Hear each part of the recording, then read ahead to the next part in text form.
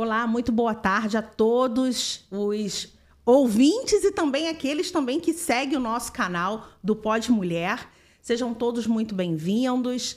E hoje eu estou aqui com uma pessoa muito importante para dentro do nosso município, que tem um trabalho que faz uma total diferença dentro da nossa região.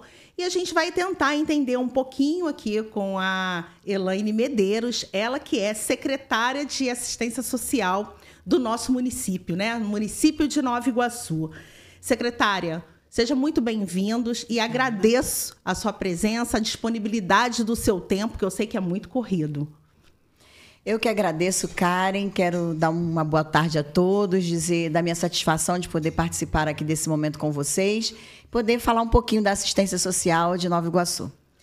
Então, nosso programa ele foi dividido em alguns blocos, de acordo com a grande demanda de informações que a população acaba buscando de informações. Então, nada melhor do que você, como secretária do nosso município, estar respondendo algumas perguntas. Então, a gente fez uma divisão em blocos, dividido esse quadro em 4 blocos. E a primeira perguntinha aqui a gente quer entender como está o panorama dos serviços sociais do município de Nova Iguaçu. Assim, Karen, eu estou secretária desde 2017, né? Recebi um convite pelo nosso ex-prefeito Rogério Lisboa para assumir a Secretaria de Assistência Social, no momento ainda que o governo estava se estruturando. A gente chega e pega uma secretaria bem desestruturada, com bastante situações para a gente resolver, bastante serviços parados, equipamentos fechados, equipe mínima nos equipamentos, alguns até sem equipes, equipamentos bem sucateados. E aí a gente começa um trabalho que é um trabalho contínuo, né? Um trabalho que a gente mantém até hoje, né? Agora com a gestão do nosso prefeito Dudu Reina, mas a gente conseguiu qualificar a política de assistência social, de dar atenção naquele momento, de estruturar os equipamentos socioassistenciais, de reestruturar as equipes de atendimento técnico nos nossos CRAs, nos nossos CREAs, nos nossos serviços de acolhimento e começar a sonhar, né? Pensar novos projetos para a cidade, pensar em novas estruturas, em novos quadros também de servidores para o município. E aí foi assim que a gente foi fazendo, né? Reabrindo os equipamentos, inaugurando equipamentos novos, melhorando as estruturas. Eu sempre digo, em todo lugar que eu vou, a gente ainda não é uma Brastemp, né? Fazendo aqui a merchan da Brastemp. A gente ainda não é uma Brastemp, mas nós crescemos significativamente nesse município. E gostaria que nenhum usuário precisasse da política de assistência social, mas é fato e é necessário dizer o quanto essa política faz a diferença na vida das pessoas. A gente não pode falar de estruturação dentro de um município se a gente não consegue compreender qual o orçamento, né, que é destinado para o setor da assistência social. Então, e qual seria esse orçamento que é do município de Nova Iguaçu destinado e como ele está sendo distribuído? A gente falar de orçamento, Karen, é uma pauta tão fundamental na política de assistência social, porque a gente vem numa história de um desmonte muito grande das políticas sociais, sobretudo da assistência social. A gente vem aí no histórico no nosso país que foi se desconstruindo as políticas sociais e a assistência social sofreu assim, significativamente com isso. E aí, graças à nossa gestão municipal, hoje a política de assistência social do município de Nova Iguaçu, e creio eu que seja uma conjuntura nacional, ela, na sua grande maioria, ela é financiada pelo município, pelo Tesouro Municipal. Então, é uma política de garantia de direito, ela é uma política instituída pela Constituição Federal, então a gente faz parte do tripé da Seguridade Social desse país, né? A gente é uma política de direito, né? Ela não é favor, ela não é benesse, ela é uma política que as pessoas têm direito de acessá-la. Então, ela também tem direito de ser financiada. Ela precisa ter, e a gente tem um pacto federativo que diz isso. É uma política que precisa ser financiada pelas 3 esferas de governo, municipal, estadual e federal. Mas hoje a nossa realidade é praticamente um financiamento do município. Então, tudo que a gente tem na cidade, tudo que vocês veem na cidade, que ainda não está bom, conforme eu falei para vocês, a gente reconhece isso, mas a gente já melhorou significativamente. Mas isso tudo é bancado hoje, com a grande maioria, com recursos municipais. Então, nosso orçamento, eu acho que eu posso errar aqui, porque eu pedi até uma colinha, mas eu não vou olhar. Mas eu posso errar aqui, a gente está chegando aí a 30 milhões, eu acredito isso, ano, né? E aí a gente chega a esse valor porque o município arca com a grande maioria do financiamento dos nossos serviços. Nossa, então a gente aí já convida, né, o Estado e a parte federal também para poder estar participando, que é um movimento importantíssimo. Importantíssimo. Né? Então, as organizações, a gente sabe que as organizações cíveis, né, são parceiras muito importantes para a execução da assistência social. E como se dá essa parceria no município de Nova Iguaçu? Olha, as organizações sociais, elas são praticamente um braço da assistência social nos territórios. Claro que, né, existem vários critérios para se tornar uma rede de serviço socioassistencial. A gente tem uma normativa federal, que é a Resolução 109 do Conselho Nacional de Assistência Social, que tipifica esses serviços. Então, ela diz aquilo que pode ser executado dentro tanto de um equipamento público quanto de um equipamento da Organização da Sociedade Civil, das OSCs. Mas hoje a gente tem várias organizações sociais cadastradas no nosso Conselho de Assistência Social. Esse é o primeiro requisito. Para você fazer parte dessa rede socioassistencial, que é a parceria com a assistência social, o primeiro requisito é cumprir o que está na normativa, na Resolução 109, e estar cadastrado no Conselho de Assistência Social. Estando certificado por esse conselho, você começa uma trajetória conosco. E aí a gente tem várias organizações no município. Mas é válido dizer que as organizações sociais também sofreram esse desmonte das políticas sociais. Então, você viu, ao longo dessa história que nós vivemos no nosso país, muitas instituições fechando, muitas instituições que não se conseguiram se manter nessa estrutura, porque, de fato, ninguém trabalha sem recurso. Ninguém faz nada sem dinheiro. E política pública não se executa sem recurso público. Ou sem recurso privado, ou sem recurso. Nós não executamos nada sem recurso. Então, as organizações não são diferentes. Mas hoje a gente tem muitas organizações sociais que são grandes parceiras, que funcionam conosco, trabalham conosco.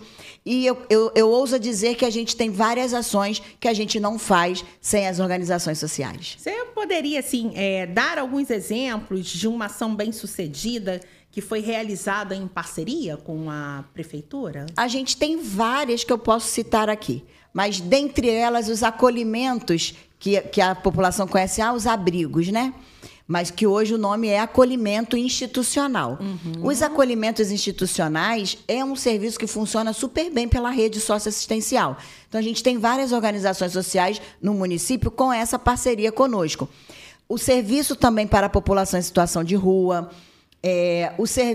A gente tem também o serviço de convivência e fortalecimento de vínculos, que é um serviço que trabalha oficinas que geram inclusão produtiva, mas o nosso foco maior não é a inclusão produtiva, é o fortalecimento de vínculo familiar e comunitário, que muito vai se dar quando você se reúne em grupo e você começa a dialogar, e aí você consegue entender que o meu problema é o seu problema e que a gente pode dividir juntos e aí um fortalecer o outro. Então, a gente tem várias parcerias de super sucesso com as nossas organizações sociais.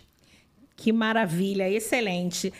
Gostaria de poder saber um pouco mais do que você considera destaque e quais os objetivos dos programas de saúde e quais seriam os objetivos de quem pode se beneficiar. De saúde? Perdão. Destaque na assistência. Tá. Gente, eu sou da saúde, mas eu ia falar, não tem competência para falar da saúde.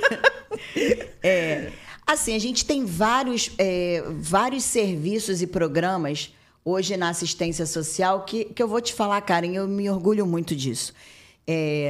Sempre, claro, dizendo que a gente precisa muito melhorar, que o nosso desejo é melhorar, mas a gente... um programa criado no governo do prefeito Rogério, e agora a gente dá continuidade com o Dudu Reina, e o prefeito já falou para a gente que quer muito fortalecer esse programa, que é o programa da primeira infância, né? A gente criou um programa que é nosso, é municipal, que é o Primeira Infância Protegida na Assistência Social.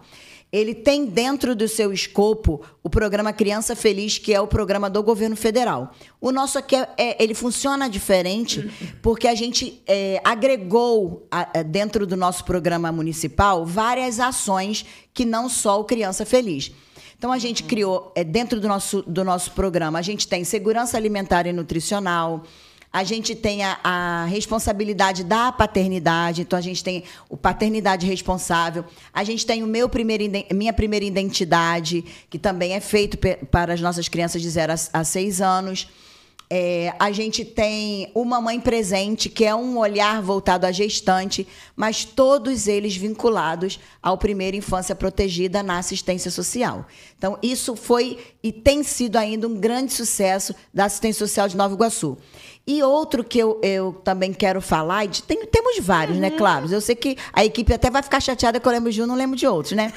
Mas são talvez aquilo que eu tenho um olhar um pouco mais debruçado, porque eu tenho preocupação com a primeira infância, né?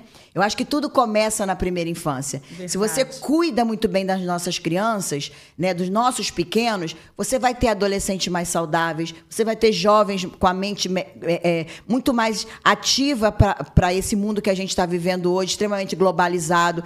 E aí, sucessivamente, você vai ter adultos mais estruturados, você vai ter uma velhice mais tranquila. Então, talvez o meu olhar esteja na primeira infância por esse motivo. Mas a gente tem um programa muito bacana chamado Buscativa. Buscativa nas comunidades. O Buscativa, ele tem, na verdade, duas atenções aqui. A gente dividiu o Buscativa para todas as comunidades, mas a gente também tem um diferencial que é para a população dos terreiros. Porque a gente passou por um período de intolerância religiosa muito grande no nosso município. E aí está dentro da assistência social também a pasta de direitos humanos, como está de segurança alimentar e nutricional. Está tudo dentro da Secretaria de Assistência Social.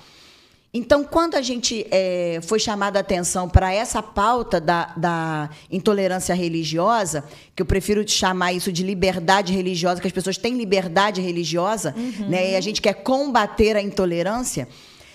Quando a gente é chamada a atenção para isso, a gente percebeu que o nosso Buscativa, ele atende todo um território, mas a gente precisava ter um olhar voltado a essas populações. Então, a gente começa a fazer um mapeamento dos terreiros e ofertar o serviço de Buscativa dentro do próprio terreiro.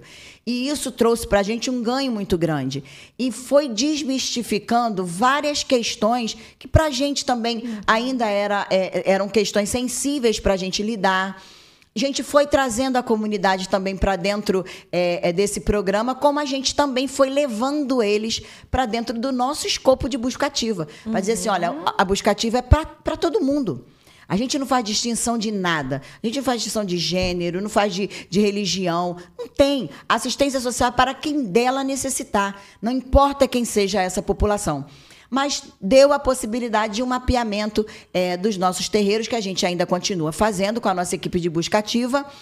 Mas também, para além da questão dos terreiros, a gente começou a mapear as outras instituições religiosas, as outras religiões que a gente tinha no nosso município, para que a gente pudesse minimamente pensar em conjunto no combate à intolerância, ao racismo, né, a toda e qualquer forma de preconceito que seja levantado dentro da nossa cidade, nesse estado e nesse país. A gente quer fazer parte disso e contribuir um pouquinho com isso. Então, eu quero deixar esses dois programas aqui como atenção, mas eu também vou lançar aí um caldinho na segurança alimentar e nutricional, que cresceu significativamente. Ele está dentro da assistência social, e aí é válido dizer que a assistência social é uma política pública estabelecida por lei e tem uma definição dela. A segurança alimentar também é uma política pública, ela só está dentro da Secretaria de Assistência Social, mas ela é uma política pública separada, como são as políticas de direitos humanos,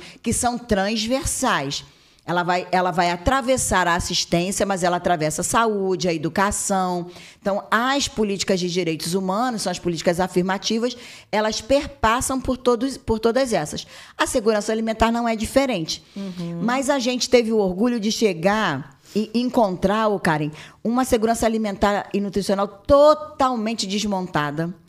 E a gente começa do zero a segurança, mas essa a gente começou exatamente do zero.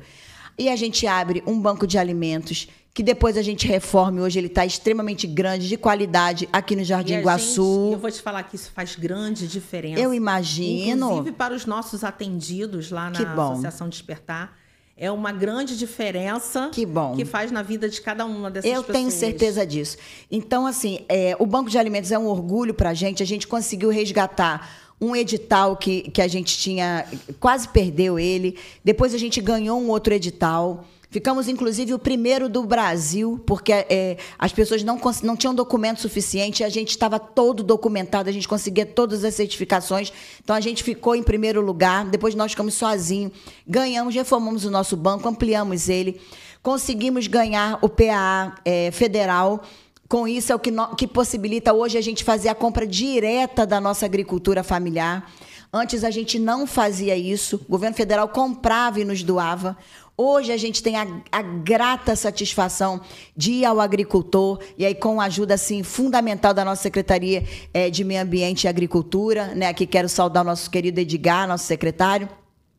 A gente faz um trabalho com os agricultores, a gente compra dessa agricultura do município, o que aquece a nossa economia local, aquece a nossa economia rural também.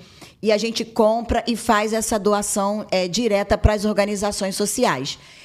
E aí, a partir disso também, a gente criou o Cesta Verde. O Cesta Verde está nesse escopo da Primeira Infância Protegida. Todas as nossas crianças acompanhadas pelo Primeira Infância Protegida, pelo Pipas, que todo mundo conhece como Pipas, eu chamo meus Pipinhas, passam na rua de bicicletinha, fazem as visitas com muito carinho. E aí, essas famílias recebem de 15 em 15 dias uma cesta de fruta, legumes e verduras para suas casas. Isso foi tão maravilhoso e gratificante a gente falar, porque pode não parecer, mas as famílias dão retorno para nós e muitas vezes dizem, a gente vê lá nos relatos, eu estou nos grupinhos lá, a gente vê os relatos da criança falando assim, o que é isso? E a gente poder falar assim, isso é uma acelga, que é algo difícil, né, de comer. E aí, eu não sei fazer, a mãe fala, eu não sei fazer a selga. E a gente poder dizer, olha, a gente vai te dar receitinhas de fazer a selga. Depois ela apresenta o prato, a criança comendo e falou assim, meu filho comeu a selga. Quando é que eu teria acesso a uma selga? Nossa, que lindo! Isso é demais pra gente, sabe? Isso é fundamental num país tão rico, num país que planta, que colhe, que vende, que exporta, e a gente ainda ter crianças, a gente ainda ter famílias que não conhecem uma batata, uma banana, uma selga. Então, isso pra gente é significativo. Mais ainda é saber que agora a gente leva alimento de qualidade para a mesa da nossa população. E o que é mais bacana também, que não basta apenas fornecer o alimento, né? Lá na Associação Despertar, nós estamos com oficinas, inclusive. Muito legal. Aproveitando a oportunidade da Cesta Verde. Ótimo. E fazendo com que famílias criem receitas, que tenham um acompanhamento, uma parceria também com a Universidade Anhanguera, que manda os nutricionistas e os estudantes para poder estar fazendo essas oficinas com essas famílias, né? Perfeito. Ensinando criança também um bom alimento. Então, assim, é muito gratificante ver esse trabalho sendo construído e a gente poder também estar dando um pouco de forma nele. Com certeza. Né? Muito bacana. Com certeza, muito bom mesmo. E outra coisa também que não é nada mais que a gente precisa entender é como funciona o acesso a esses benefícios, principalmente o acesso que muitas das nossas famílias querem saber. Bolsa Família e outros auxílios que oferecidos pelo município. Então, na assistência social, a nossa base cadastral é o Cadastro Único para Programas Sociais do Governo Federal. E aí, claro, com certeza, os usuários estão... sempre chega para a gente as reclamações, né, das grandes filas, né, às vezes não consegue um agendamento. A gente está trabalhando para melhorar isso significativamente. Graças a Deus, alguns equipamentos nossos, alguns CRAs nossos, já não tem mais fila. já não tem mais agendamento, já é demanda espontânea, a pessoa chega e faz o cadastro. E a gente tem tentado, de alguma forma, melhorar. Claro que, qual que é o nosso grande gargalo? A gente precisa dizer isso. O governo federal, ele sempre modifica, né, o seu modelo de trabalho. Ele modificando lá, a gente tem que modificar aqui. E, às vezes, ele modifica lá, e para modificar aqui, não é tão rápido quanto eles querem, porque a nossa estrutura é bem menor. Né? Então, assim, vamos citar aqui. Você vai para o CRAS Jardim Paraíso, nosso CRAS é maravilhoso, nosso CRAS Águas de Guandu. Está dentro de uma praça céu, tem uma estrutura maravilhosa. Mas e a internet para chegar nesse lugar? Então, como é que chega? Então, assim, não, entra Oi, entra Vivo, entra Claro. O que a gente tem lá de oferecer de internet? Então, isso tudo é uma burocracia que a gente tem que romper. Então, eu não posso rodar cadastro único se eu não tiver internet. Aí, a gente não possa fazê-lo manualmente, eu posso fazer. Mas se eu fizer manual, cara, sabe o que acontece? Eu faço hoje, levo para a sede da secretaria para digitar, para isso entrar no sistema. A família vai esperar mais de um mês para ter burocracia. Um NIS. Então, a gente informatizou todos os equipamentos. Então, ele informatizado... Elaine, isso é ótimo, é maravilhoso, gente. Com certeza é. Mas a gente conta com uma coisa, que o sistema não caia. Porque se o sistema cair, a gente tem que começar do zero o cadastro. Se a internet falhar, a gente tem que começar do zero o cadastro. Então, às vezes, aquilo que eu levaria com a família 20 minutos, meia hora, porque o cadastro é enorme, se eu levar 20 minutos, meia hora, talvez eu vou levar 1 hora. Então, eu poderia atender 30, 40, 50 famílias no dia para fazer aquele cadastro, às vezes eu só consigo atender 20. Nossa, mas você está passando uma resposta assim, muito importante, essa ciência, porque o que mais a gente escuta são pontuações. Eu imagino. Principalmente nós tivemos agora no mês de abril, que é o mês de conscientização sobre o autismo. Perfeito. Criança com espectro autista. E dentro da nossa organização, a gente trabalha com as mães e uma das maiores queixas são as questões de que ainda não fizeram o CAD único, que é imprescindível para que possam dar entrada aos benefícios. E uma que foi recorde de pontuações foi a dificuldade mesmo do acesso para o cadastro. Eu imagino. Assim, agora a gente está entendendo os quais são os gargalos, né? Então, mas aí, mas eu tenho uma novidade que eu acho que vai ajudar, vai colaborar. Claro que a gente quer que a família vá para o território, porque é ali que ela precisa estar referenciada. Porque o CRAS não é só para isso, né? O CRAS tem outros serviços lá no CRAS, tem outros programas lá, tem coisas boas acontecendo lá. Então, ele não é um balcão de cadastro. O cadastro é o primeiro acesso da família. Mas nós temos, que talvez vocês não saibam, é importante vocês divulgarem isso para a gente tem um núcleo de atendimento à pessoa com deficiência. Funciona na rua Doutor Luiz Guimarães, 956, centro de Nova Iguaçu. E é um núcleo que trabalha somente benefícios. Então, toda e qualquer família que tenha uma pessoa com deficiência, procure primeiro o núcleo de atendimento à pessoa com deficiência. Para cadastro único, para BPC, que é o benefício de prestação continuada que todo mundo conhece como LOAS, né? Para BPC, quem tem síndrome do espectro autista é para a carteirinha do autista, para a CIPTEA, a gente faz também lá. A gente tem uma pesquisa que a gente aplica no domicílio, que se chama BPC na escola, que a gente quer saber quem é beneficiário já do BPC e não acessa a escola, por que não acessa, quais são as barreiras que impedem essa criança ou esse adulto de ter chegado até a escola, para a gente, de alguma forma, contribuir com esse acesso à escola. Então, tudo isso acontece no nosso núcleo de atendimento à pessoa com deficiência. E aí, lá você pode chegar, esse núcleo ele atende especialmente pessoa com deficiência. Então, ele vai ser um núcleo que você vai chegar lá, você não vai ter uma fila como você tem no CRAS. Porque no CRAS a gente atende todo mundo. É idoso, por mais que a gente priorize, né? Vamos priorizar a pessoa com deficiência, vamos priorizar o idoso, vamos priorizar a gestante, a mãe com criança no colo. Se você chegar no CRAS, você só vai encontrar isso. Então, quem que a gente prioriza? Todo mundo é prioridade. Então, quando você vai para o núcleo específico, porque você precisa acessar com mais urgência determinados programas, eu sugiro que você procure o nosso núcleo de atendimento à pessoa com deficiência. Olha só essa informação, gente. Que é o nosso NAPD, tá? E no caso, depois você pode deixar claro, o endereço certinho? Claro. É na sede da nossa secretaria, tá? Na Avenida Doutor Luiz Guimarães, 956. É a nossa primeira loja, loja 1, na parte de baixo, tá? A nossa querida Karine, a nossa coordenadora do NAPD, como a gente também tem do NAI, que é o Núcleo de Atendimento ao Idoso, que também é para benefício e para a carteirinha do idoso, para andar nos ônibus interestadual. É lá também que é feito. O CRAS pode fazer? Pode.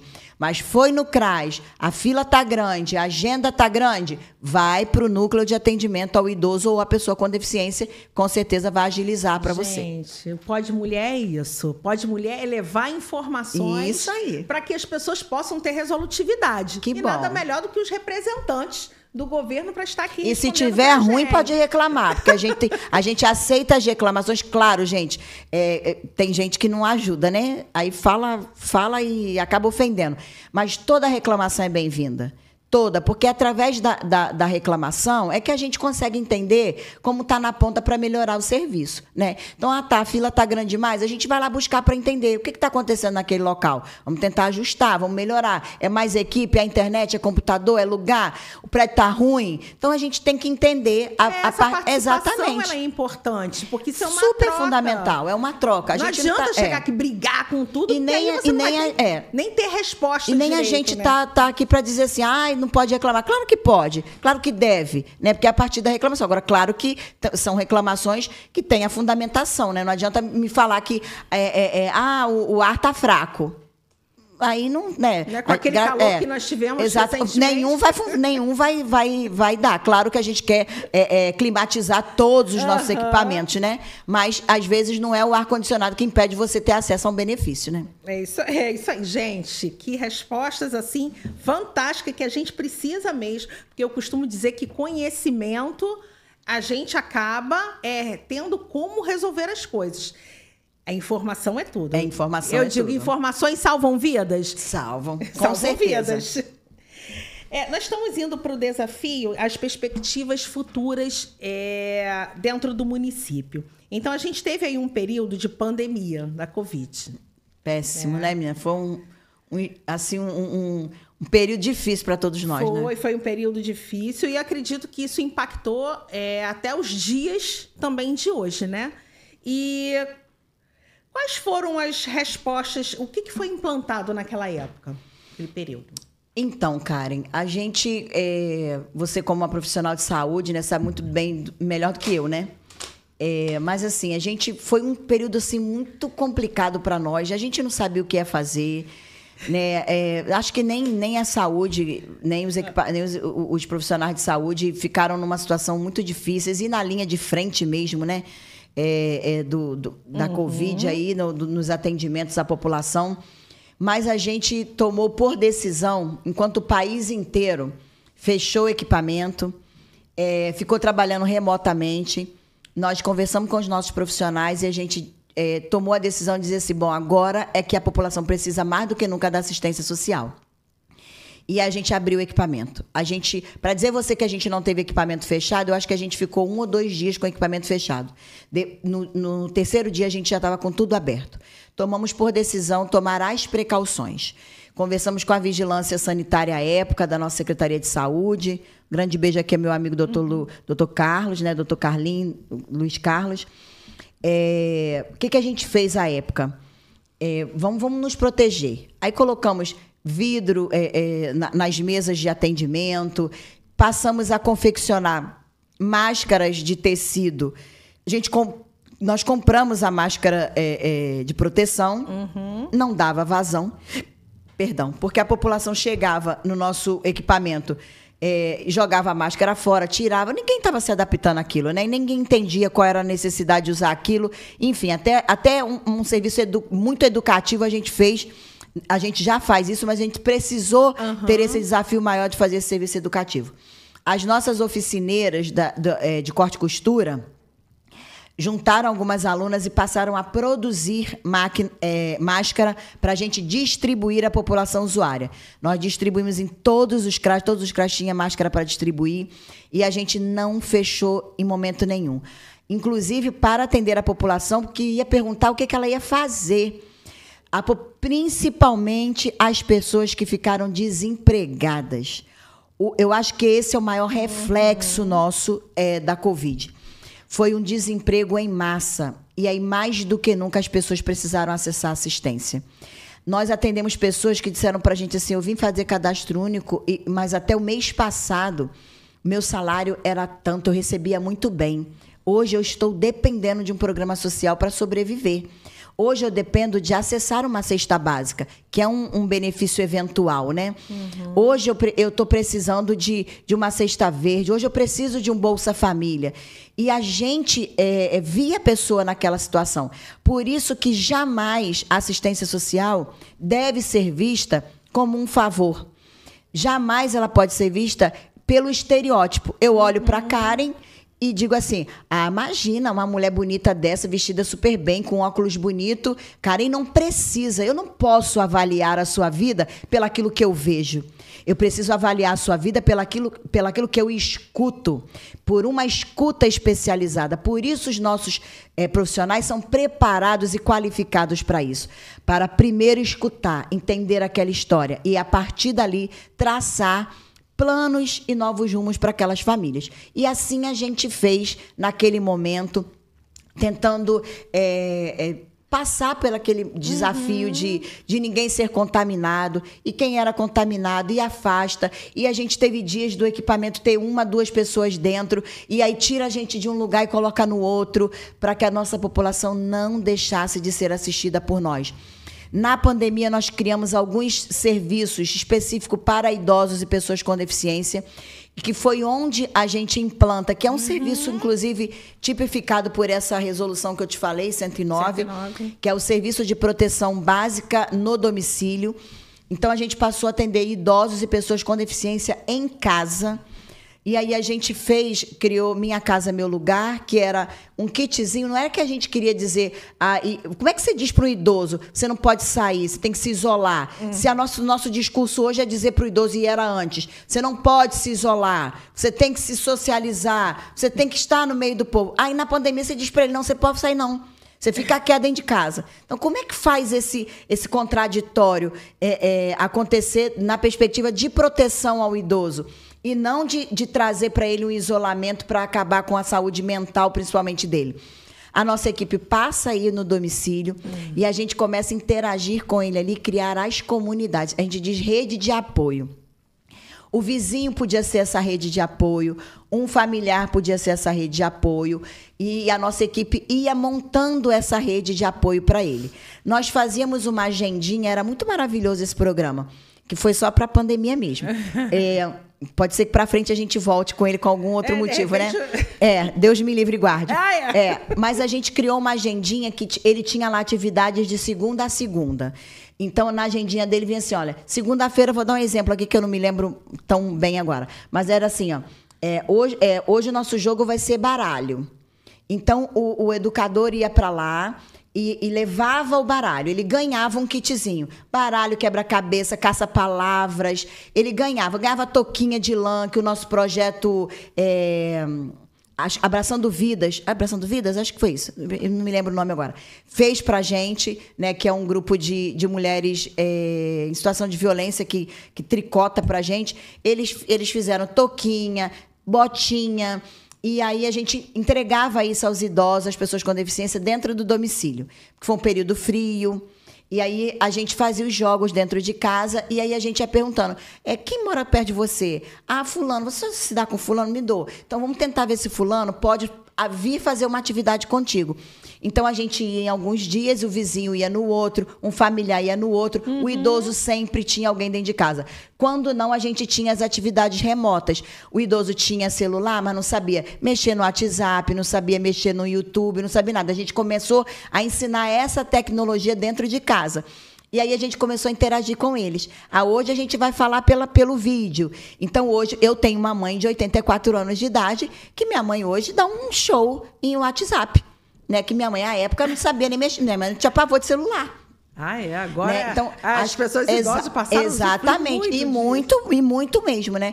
Então, a gente foi fazendo assim, e graças a Deus a gente venceu aí a pandemia, a gente volta, né, uma normalidade, que eu não sei se essa é a palavra, né, que a gente deva dizer, mas foram programas essenciais no período da Covid, mais do que nunca. Eu quero te dizer que a gente, na Covid, quando o Brasil fechou equipamento, mas aí fechou não só, Karine, do ponto de vista de não atender a população. Ele fechou de não ter estrutura mesmo de manutenção, porque foi um período de corte significativo de recurso. E sabe o que nós fizemos? Nós abrimos.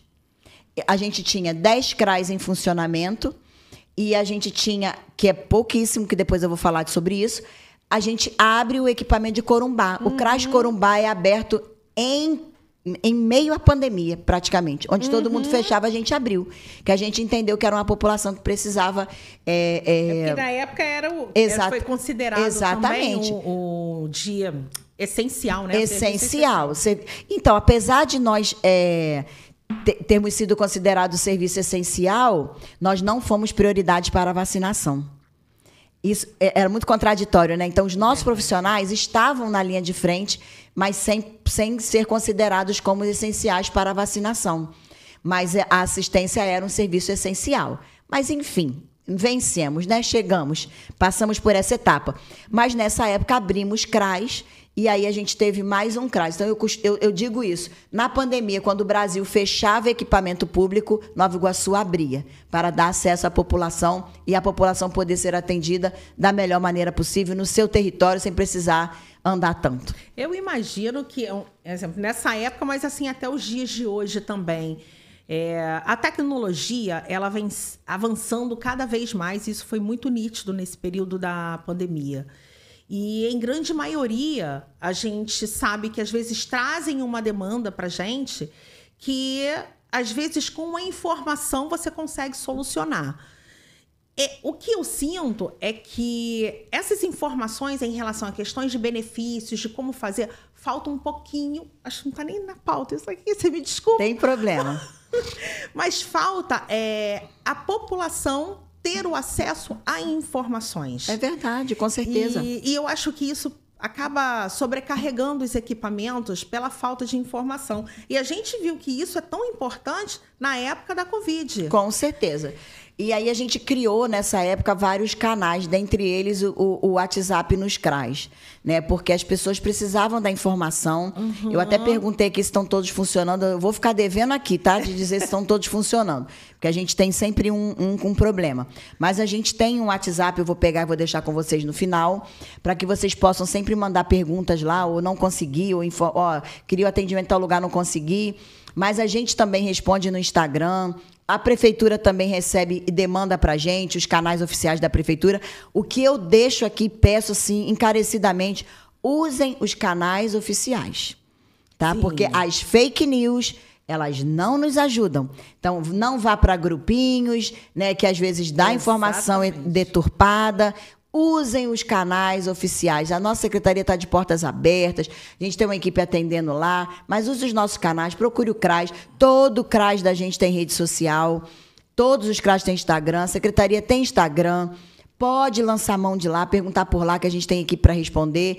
Tem o WhatsApp que vocês vão poder acessar e mandar perguntas lá. Olha, eu precisava acessar isso. Tem o e-mail da secretaria que a gente recebe também perguntas lá pelo e-mail. Pode mandar, a gente está disposto assim, a dialogar. E usem a ouvidoria da prefeitura, que também está lá para ouvir, que já diz o nome, e também demanda para a gente. Mas usem os canais oficiais, por favor. Olha só, tá vendo? Importante. Em relação aos programas sociais, a gente vai voltar lá, eu vejo sobre a questão da população de rua, chegou a mencionar logo no início. Essa questão da população de rua é algo assim, muito impactante quando a gente chega na rodoviária de Nova Iguaçu. Aquela população lá, à noite, eu também dou aula por ali, quando a gente passa, a gente vê que aquilo ali gera uma insegurança também, que aí envolve também outro tipo da secretaria, né? Com certeza. E Existe algo que possa se fazer com essa população de rua que fica ali nas margens da rodoviária? Karen, não é só as que ficam ali, não, né? A gente está falando aqui de uma população... A gente está falando, na verdade, de um público que só cresce, né? Isso começa a crescer na pandemia e, assim, a gente está aí num caminho que eu creio que vai ter uma solução por ele afora aí. Mas, primeiro, cabe deixar aqui claro, quando a gente está falando em pessoa em situação de rua, que é a população em situação de rua, o que hoje você tem na rua? Você tem na rua a pessoa que rompeu seu vínculo com a família, por qualquer motivo. Brigou com a família expulsou de casa, não quer em casa, mas ela não tem problema nenhum, nem com uso de álcool e outras drogas. Ela não tem nenhum tipo de comprometimento mental, né? Ela não tem nenhum tipo... Ela é uma pessoa que a família botou na rua. Isso acontece muito com a população idosa. Quando a pessoa não consegue mais ajudar financeiramente dentro de casa, muitas famílias põem para fora. Muitas. Isso não é pouco, não. Quando não, o idoso ele sofre a violência financeira. Quando a família pega o benefício dele e põe ele na rua. E aí a família fica usando. Quando isso chega na gente, a gente consegue agir. Nem sempre chega.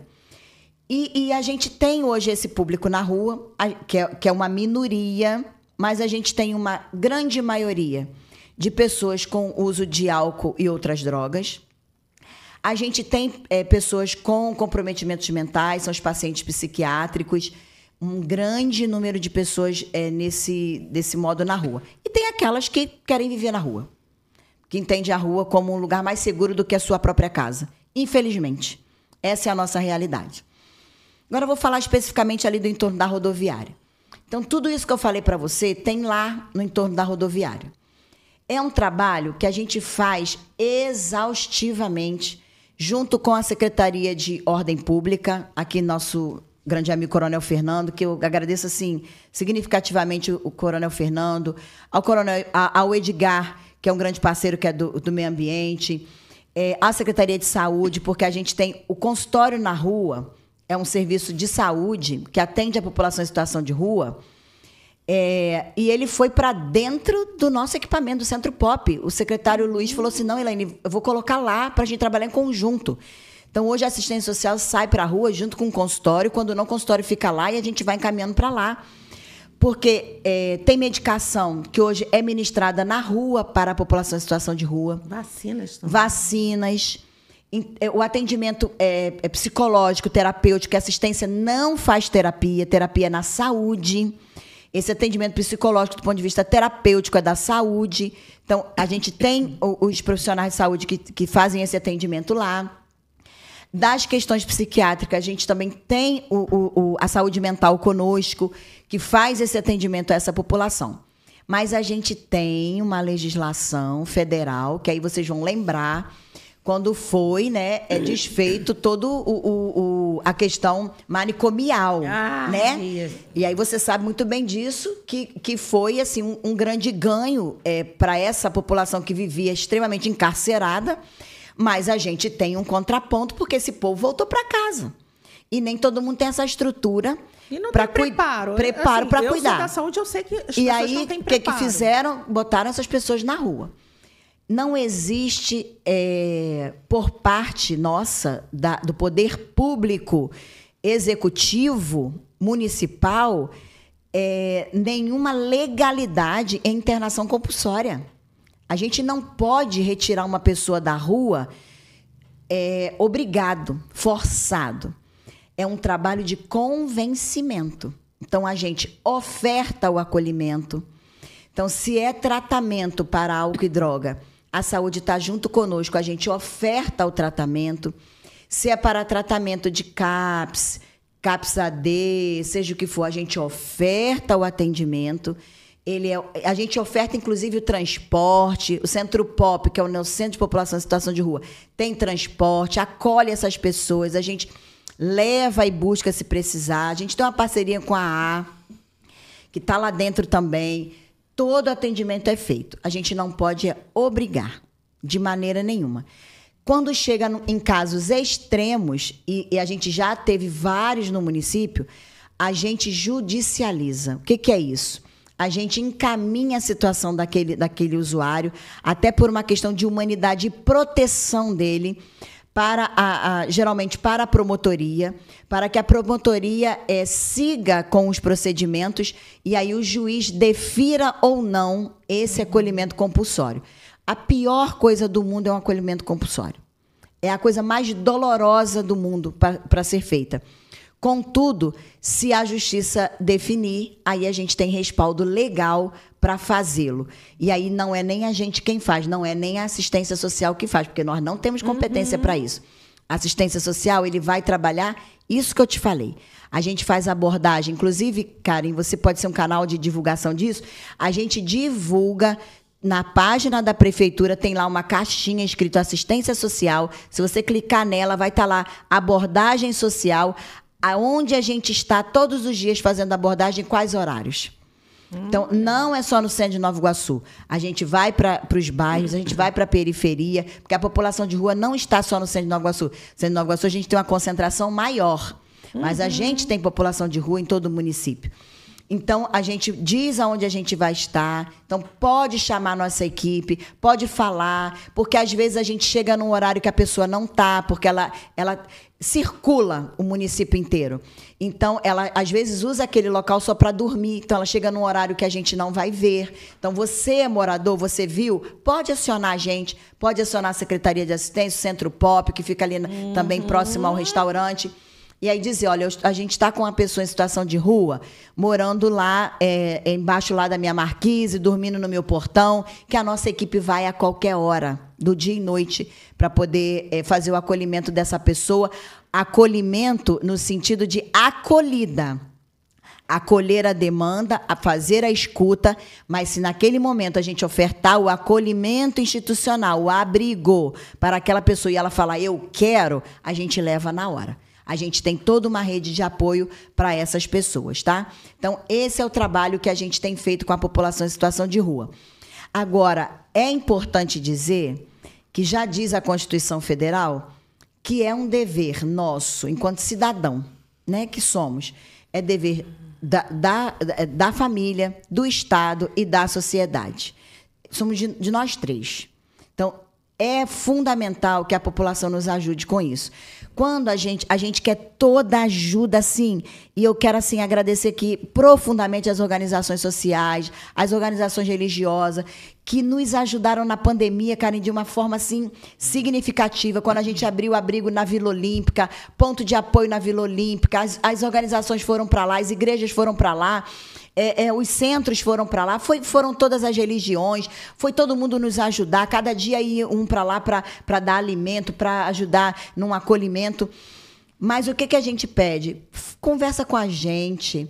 O que acontece hoje? Uma concentração muito grande de doações no mesmo local, para a mesma população. Exatamente. Isso causa, para esta população, uma questão de saúde pública, porque eles acumulam no seu local de dormitório uma quantidade significativa de comida que vai atrair roedores, outros tipos de animais ali, e aí depois é doença na certa. E aí até para fazer o bem, o social, é importante estar em contato. É importante o diálogo.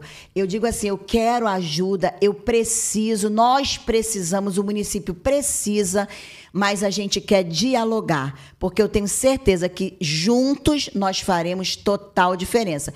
Isolado, ninguém faz diferença nenhuma. Juntos, exatamente, a diferença acontece. Então, quero aqui deixar a minha sala lá, meu gabinete aberto para dialogar com as instituições. A gente vai ser parceiro, ajudar no que puder, como a gente é parceiro da sua organização, de outras que estão aqui nos ouvindo. Tenho certeza que as demais que queiram ser nossas parceiras, a gente está aqui dispostos a dialogar com vocês e dizer, a gente precisa dessa ajuda, a gente quer. E aí vamos caminhar juntos? Se a gente caminhar junto, a gente vai fazer a diferença nesse município e na vida de muita gente. Verdade, Elaine. Assim, fico muito grata pela sua presença. A gente está caminhando aqui para as finalizações desse bate-papo. Eu falo muito, gosto de falar. Super esclarecedor. E aí? Como é importante essas informações que você está deixando aqui para gente. E, claro, né, nós seremos um canal de multiplicar Por favor. todas essas informações. E, para finalizar, isso aqui não está em pauta, mas... Se eu puder, estamos aqui. Você falou sobre a proteção da infância, né, do programa. Eu até anotei aqui para te perguntar agora, já que a gente já está no finalzinho.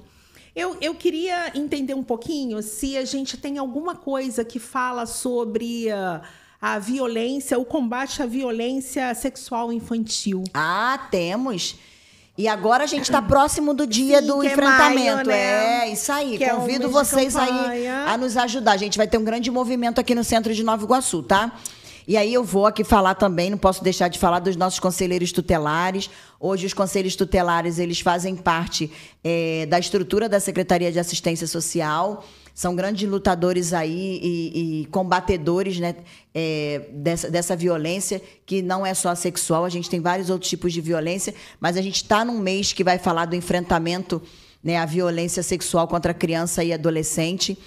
E a gente tem de volta, graças a Deus, o programa PET, que é o de erradicação do trabalho infantil, e o PET também está trabalhando essa questão do abuso e exploração sexual contra a criança e adolescente. E aí a gente tem assim, uma equipe que promove essas ações voltada ao combate, ao enfrentamento mesmo à questão da violência.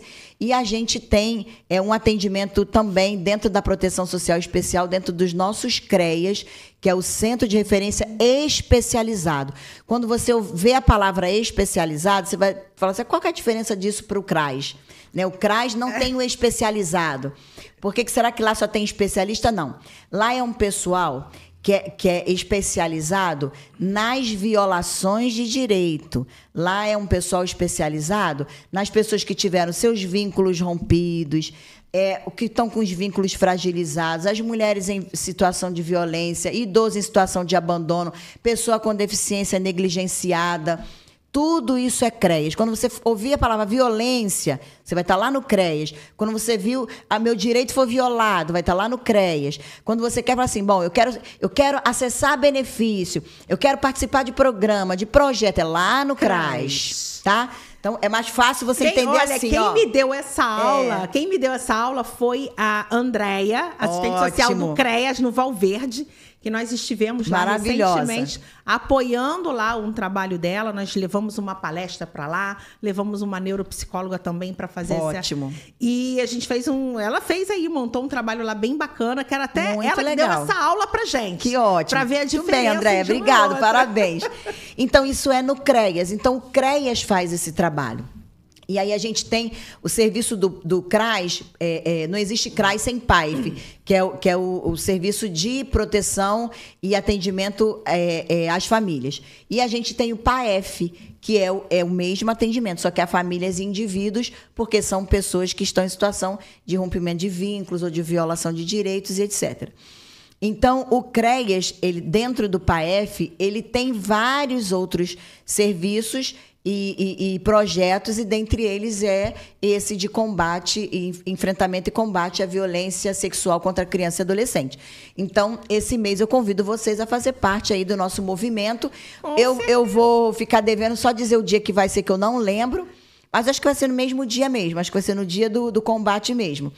E aí, mas eu falo aqui com a Karen, ela transmite para vocês, tá? Sim, vamos transmitir também, vamos estar fazendo um evento. A gente sempre faz todo ano e também vamos estar realizando em nossa instituição, mas participaremos com certeza. Também. Convoco aqui, eu tô nem convidando mais não, tô convocando vocês a gente fazer esse grande movimento para dar não mesmo. A gente ainda tem crianças abusadas, violentadas e muitas vezes no seu seio familiar, que é o que mais nos dói, nos machuca. Então, a gente precisa combater isso assim de uma forma significativa e dizer não mesmo, que as nossas crianças possam ter direito de brincar, de lazer, educação, que as nossas crianças têm o direito de ser criança. A gente quer isso, tá? A gente, criança tem idade para namorar, a criança tem idade para ter celular, a criança tem que ter idade para tudo, ela tem que viver a infância. viver a adolescência, para que ela seja um jovem saudável. E aí a gente vai fazer aí adultos e idosos, com certeza, com mais satisfação no nosso país. Então, olha, muito obrigada. Eu que agradeço. Elaine, fantástico esse bate-papo. Agradeço a sua presença, agradeço todas as informações. A gente está finalizando. Vou passar aqui para a Elaine. Tá deixando aí os contatos, trazendo todos vocês, primeiro, para seguir o Pod Mulher no YouTube, que é importantíssimo. Vamos estar com outras pessoas do executivo do nosso município, batendo esse papo, conhecendo um pouco mais sobre o trabalho que vem sendo desenvolvido. E nada melhor do que eles, que estão totalmente na linha de frente, fazendo esse trabalho para uma construção de uma sociedade melhor. Perfeito. Ó, vou deixar aqui, só para finalizar, que eu fiquei devendo, mas eu peguei a colinha aqui no meu celular que já me mandaram, tá? A gente tem um telefone fixo que vocês podem ligar para qualquer informação necessária, que é o da nossa Central de Atendimento ao Cidadão, a CAC. É 2666-7888. Facinho de decorar, hein? 2666-7888, tá? Esse é um telefone fixo, ok? E aí, a gente tem nos nossos CRAs o WhatsApp. Eu vou deixar aqui com a Karen, depois ela vai transmitir para vocês, porque a gente está falando de 12 CRAs. E aí, a gente está aqui com um desafio muito grande do nosso prefeito. Nosso prefeito quer abrir CRAs e ele está corretíssimo, né? A gente agora tá indo atrás de recursos para isso, porque só o município não dá. A gente precisava aí de ter mais de 20 CRAs no nosso município, mas a gente conseguiu ter 12 CRAs. Mesmo assim, não atende o suficiente, por isso a gente tem buscativa, né? Mas eu vou deixar com a Karen todos os nossos WhatsApp de CRAs, para que vocês façam contato. Os telefones fixos, ora funciona, ora não, mas esse que eu passei para vocês está em pleno funcionamento, tá? É um telefone fixo, pode fazer contato, e aí com certeza vocês terão todas as informações. E aí vou me despedindo aqui de vocês. Só agradecendo, Karen, tá? Por esse canal aqui de informação mesmo com a nossa população, colocando à disposição a Secretaria de Assistência Social, dizer que a gente está lá para ouvir sugestões, para ouvir críticas, para a gente melhorar cada dia mais, enquanto a gente estiver frente a essa política, né? E agradecer ao meu prefeito Dudu Reina pela oportunidade de continuar no governo, né? Agradecer... Nós que agradecemos. Esse grande parceiro que é o prefeito Dudu, que tem um olhar super sensível para todas essas causas que a gente falou aqui. Ele tem um olhar muito sensível, eu fico muito feliz com isso, tá? E eu tenho certeza que a gente vai ter grandes avanços aí. Esse ano ainda é um ano que, para a gente, por mais que seja continuidade de gestão, mas é um ano ainda de continuar organizando algumas questões para a gente avançar, e eu tenho certeza que a gente vai avançar. Muito obrigada pela oportunidade, Karen. Obrigada, Elaine. Eu que agradeço. Obrigada.